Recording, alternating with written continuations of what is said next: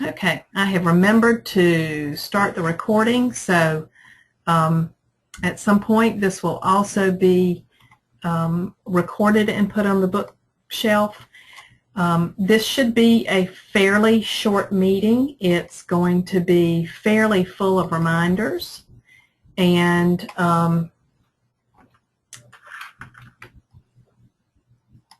let's see. Here we go. We're going to talk about IEP amendments, annual reviews, prior written notices, spring assessments, and referrals, and then just some other IEP reminders. And I will try to monitor the chat box at the same time as I'm going through to make sure that I'm looking for questions or comments. IEP amendments. Please make sure anytime you are amending an IEP, in other words, doing a special review, that you always start the process with Add Action IEP Amendment cover page. We've had some folks that are just going in and amending the IEP without doing the IEP Amendment cover page. So if you'll follow the directions on the bookshelf for amending either before or after your first annual review, and you will, the first thing you do will be Add Action IEP Amendment cover page. Once you've done that, you're going to, or the first part of that, which would be the things like with a meeting, without a meeting, creating your meeting if you're doing it with a meeting, you're going to save that and close it, and then go to your IEP, click Edit Details of the current IEP. Do not make any changes to dates. You are only going to change the actual sections and portions of the IEP that are to be amended. For example, if you were going to add an accommodation, an instructional accommodation, you will not make any changes to the dates once you click Amend. You will go straight to the accommodation section and click Add Accommodation. Once you have amended that part of the IEP that you wanted to amend through your meeting, or you agree to amend without a meeting, click Save, Finalize, and Close. Go back to your IEP amendment cover page at that point, and that's where you will get signatures if there was an actual meeting. Remember that the IEP amendment cover page now is where signature page is generated for the IEP amendment special review if you're having a meeting. You'll also complete the prior written notice that's part of that. And so you will begin by clicking Add Action IEP Amendment cover page, fill in the first part of that, save and close that, then go back, you're back on your Programs tab, and you will click Edit Details of the current IEP, or View Details of the current IEP, click Amend, and make your changes in the body of the IEP itself, finalize those, then go back from your Programs tab to click Edit Draft of IEP Amendment and finish that. Again, make sure that the team, if you're having an actual meeting, that you're getting signatures that are as part of that IEP Amendment cover page. We've had some folks that have forgotten to start with that IEP Amendment cover page. They've just gone in to click Amend for the current IEP and made changes. You don't have any signatures if that's what you're doing, and you don't have a prior written notice that way. So you've got to remember to start with IEP Amendment cover page as an Add Action. And these directions and videos are both on the bookshelf for this type of action. Annual reviews. There are cheat sheets and videos on the bookshelf for conducting annual reviews. A lot of you are starting this process at this time. Make sure that you are checking the real IEP, the PDF of the previous IEP, whether it came over as converted data from Accent or whether it was a transfer from another district. Make sure that you're checking that PDF, the hard copy of the IEP, for your annual review date so that you don't miss them.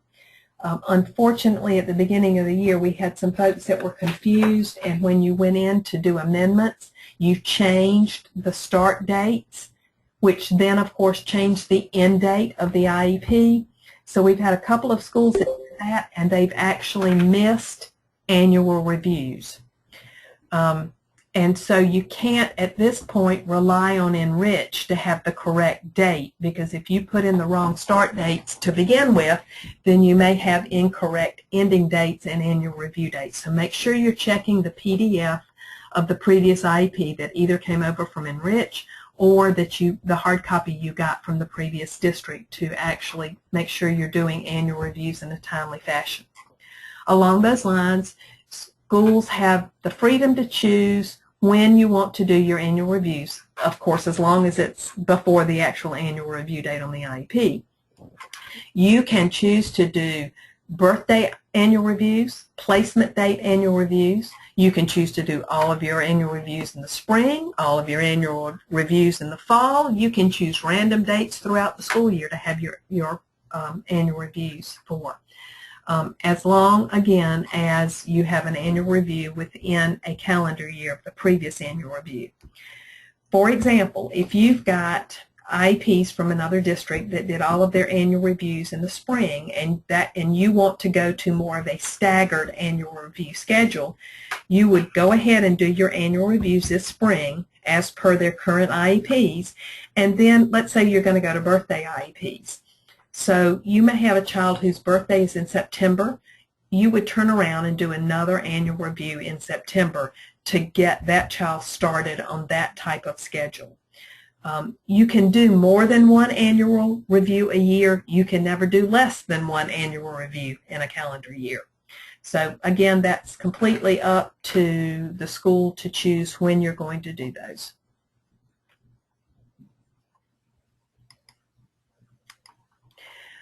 Annual reviews are meant to close out the existing IEP. So in most situations, you will be reviewing the fourth progress report for that IEP if your IEP has reporting progress every 9 weeks.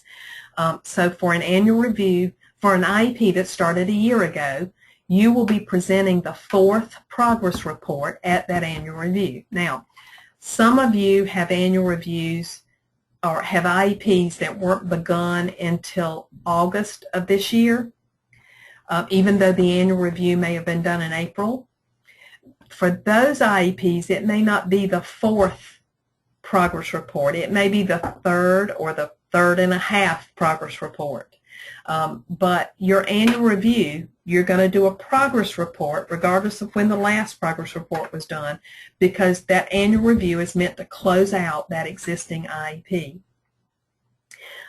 Here's something that we are telling folks now that we've not actually given direct guidance for.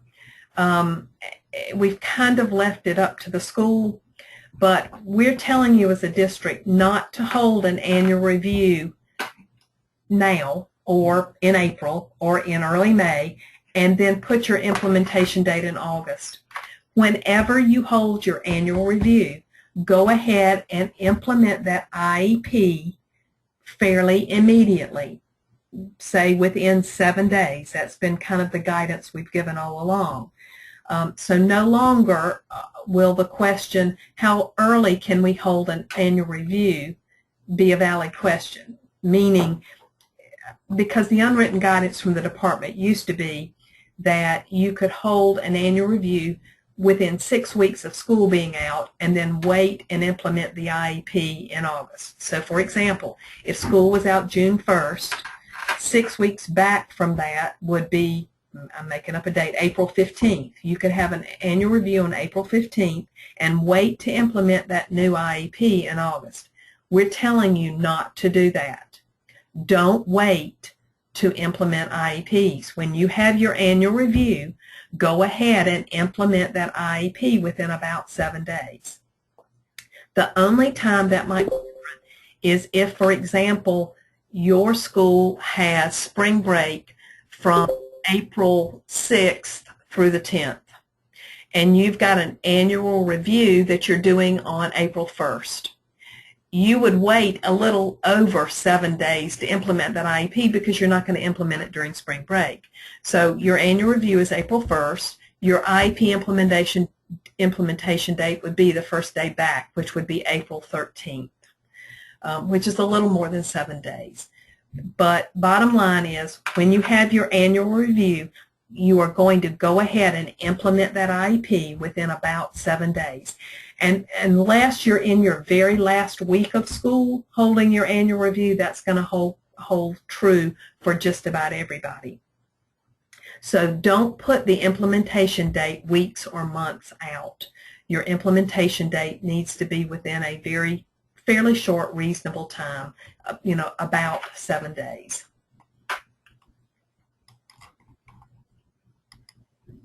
Prior written notices. Your prior written notice should be a record of what was actually decided at that meeting. So the team decided to do ABC. The team decided not to do ABC. And then reasons why those decisions were made. You should be able to look at that IEP or that prior written notice and know what decisions were made. What is the team going to do? What's the outcome? What are the decisions? What are you going to implement? What have you changed? What did you refuse to change? You should not see the team is going to discuss, or the team is proposing to hold an annual review. You're not proposing to hold an annual review. You held an annual review. You are proposing a new IEP. The team reviewed progress on the previous IEP. The team developed a new IEP that includes goals in the areas of ABC. So make sure that your prior written notice is an actual record of what your outcome is, what you're going to do, as in actions or new goals, updated present levels, and not a proposal to discuss or a proposal to do an annual review. It should be the actual outcomes.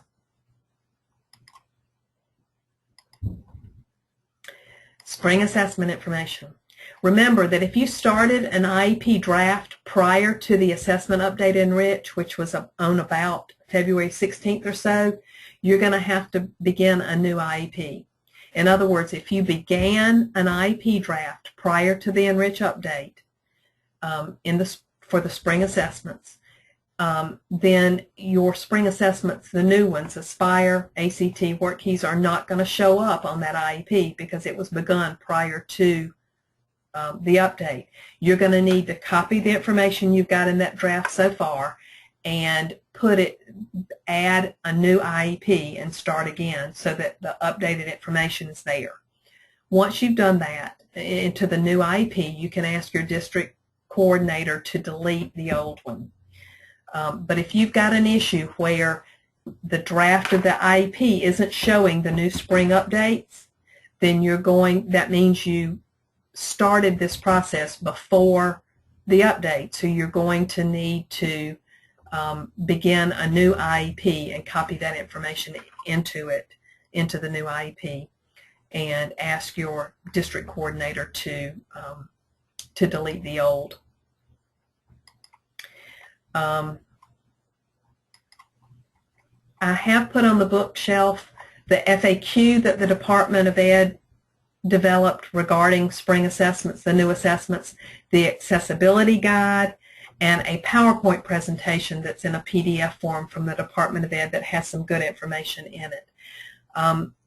Your school test coordinators should have developed the P&P, the personal needs profiles, already. I think they were due on March 5th for students with disabilities for accommodations. And just to say again, we have had numerous questions from schools and from parents about oral admin on Aspire for reading English. There is no oral admin for reading in English on Aspire. The accessibility guide calls this human reader rather than oral admin, but oral admin by any other name smells like human reader. There is no oral admin. that is a modification of the construct of what that test is measuring, and the test manufacturer does not allow it. We've had lots of upset parents. I don't know what to tell them other than this is a test manufacturer decision, and it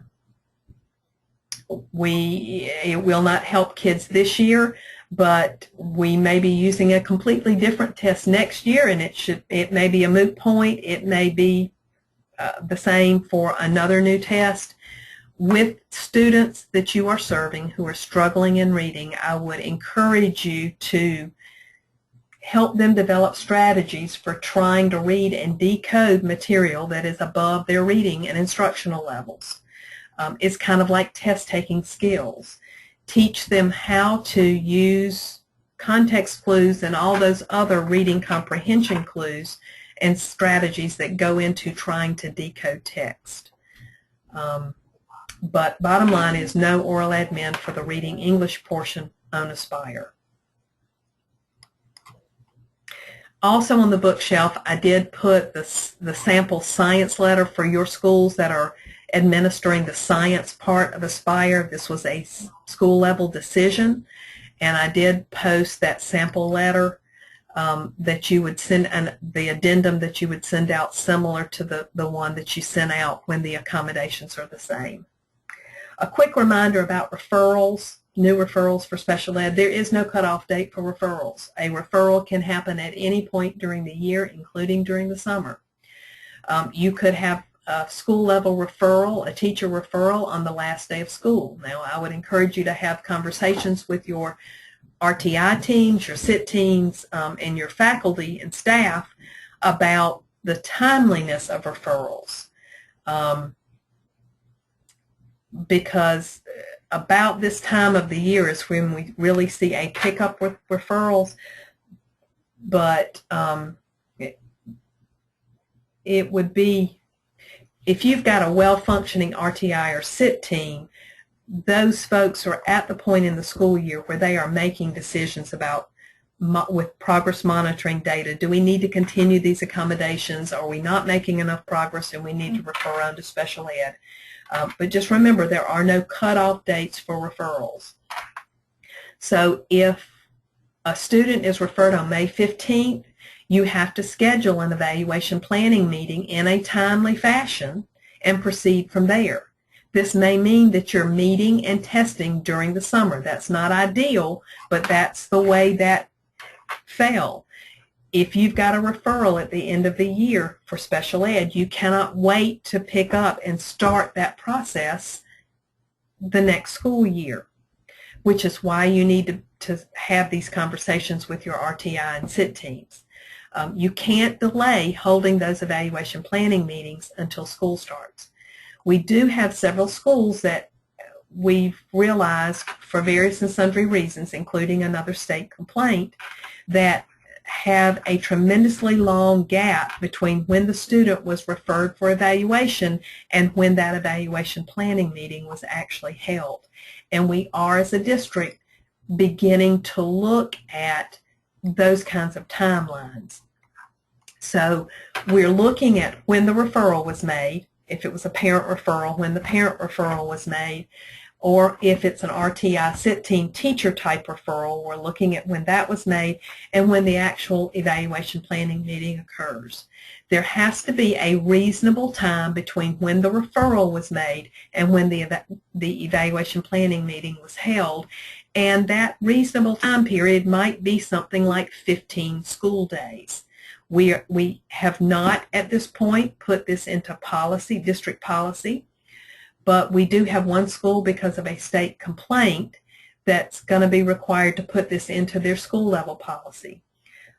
Their timelines between referral and evaluation planning ranged anywhere, over the last 2 years, ranged anywhere from 26 days to 487 days. So this is something that we are looking at from the district level. And you're going to need to be aware of that time frame from referral to evaluation planning. The more information you can gather through your SIT team process, the less you'll have to gather for the referral packet. We are working on kind of modifying the teacher referral so that anyone who chose to could use it as their RTI SIT team referral as well. And there would be something at the very back of it that would say, is this a referral for RTI or is this a referral for special ed? So your RTI team could use that as the referral for RTI and go through your process gathering your data. And then once the team determines you're going to move on for a referral for special ed, you would just complete the very last part of that and wouldn't have to complete another teacher referral. If there is an undue gap between when the referral was made and when the evaluation planning meeting was held, you will need to have a possible denial of FAPE discussion when you determine eligibility. For example, with this state complaint, there was approximately 4 months between when the referral was made and when the evaluation planning meeting was held. When that team determines eligibility, if that student is eligible, they are going to have a possible denial of FAPE meeting and will probably be providing compensatory services. If that evaluation planning meeting had happened in a reasonable time, say within 2 weeks of the referral or so, then that student theoretically would have been receiving services by mid or late September. So that's October, November, December, maybe January that he would have been receiving services if the evaluation planning meeting had been held within a reasonable time frame and the school would owe compensatory services for those 4 months. So again, watch that delay. If there is a gap, then you will need to have a denial of FAPE meeting to discuss compensatory services. And I'm going to pause right here to look at questions. One of the questions is, are we talking about the day the referral packet is sent to the coordinators? Your coordinators are turning around those referral packets in just a couple of days, like maybe within 48 hours. I'm talking about how long it took from the time somebody had reason to suspect a disability, the time that teacher filled out, usually it's when the teacher fills out that teacher referral, or if you've got an RTI team, a SIT team, the day that SIT team refers for evaluation.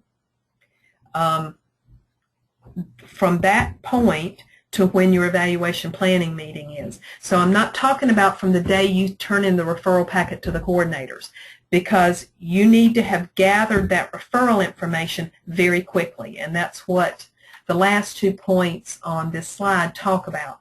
The more information you can gather through the SIT process, the less you have to gather for the referral packet.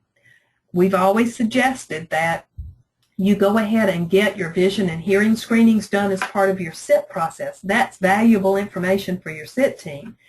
We've encouraged you to get a developmental history through your SIT process, and you certainly can use the same forms for your SIT process that you would turn in for your referral packet.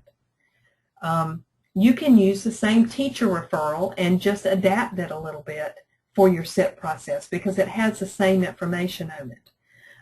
And what we may do this summer is pull together some folks that have a fairly decent SIT process in place and look at modifying our teacher referral for that process. But the other thing to remember, and we talked about this last month, one of our schools, as far as the complaint process is concerned with this complaint that we're dealing with right now, there are emails from the school to the parent back and forth from the middle of the summer where the mom is very clearly requesting an evaluation and listing why she thinks her child may have a disability.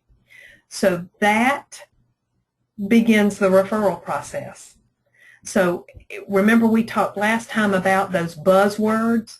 You're looking and you're listening, looking in emails from parents for things like, I think my child may have a disability. I want an IEP for my child.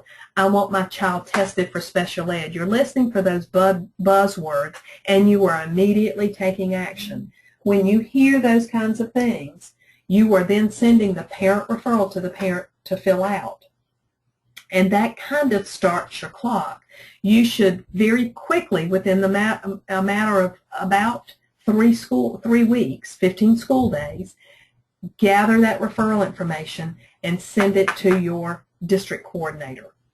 So the more of that information you can gather through your SIT team process, the less time it will take you to finish up gathering those little bits and pieces for the referral packet.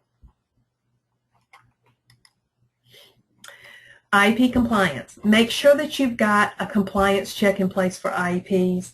It's more difficult for smaller schools where you are the special ed coordinator and the teacher and you really don't have anybody else that can help you look at IEPs.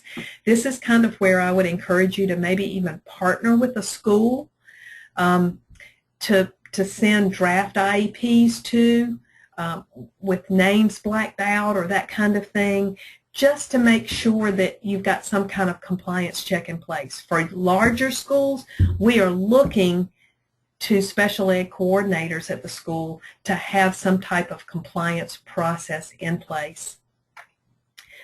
Make sure that you're uploading signature pages for IEPs, especially, again, IEP amendments. That signature page is part of that IEP amendment cover page. And make sure that you're progress monitoring as written in your IEP, and that includes not only reporting progress to parents, but also administering the probes as you've written in your IEPs when you've done your annual reviews. That's pretty much it for me. Our next meeting will be April 13th. I know that some of you may be on spring break that week. One of the benefits of being a charter school in the district is that your school gets to choose its own calendar, and that means choosing when you go on spring break. Some of our schools are choosing the week before Easter, some the week after Easter, some later than that. There's no way. The month of April is just a strange month, and so we've had to kind of pick a date and stick with it. If your school is on spring break, then you certainly can log in and listen to the April webinar, but it also will be available on the web and with the PowerPoint and the recording afterwards. So we would not expect you, if your school's on spring break, to log in, although you are more than welcome to. The morning optional professional development, and I've got this wrong, I will change this when I upload it to the bookshelf. The How to Work with Outside Consultants is actually going to be our May. Next month will be the survival skills for special ed coordinators that Mary Ann Carter, Mary Scott, and Nicole Adams will be doing. Organizational tips, folder order, how to manage staff, those kinds of things. So survival skills will actually be the morning professional development on April 13th. And I will again be sending out a reminder and asking, for the sake of knowing how many copies of PowerPoints to have available, who would be coming for that. It's never a problem to tell me, yes, you're coming, and then something happened and you tell me you're not. It hasn't been so far a problem to tell me after the deadline that you're coming. We've been able to work out having enough PowerPoints. It's good to know, to be able to plan for how many folks. I am going to open it up to see if anybody's got any questions. If you would type them in the chat box. And otherwise, I will actually unmute everybody to see if anybody has any questions. And if not, have a great week and hang in there.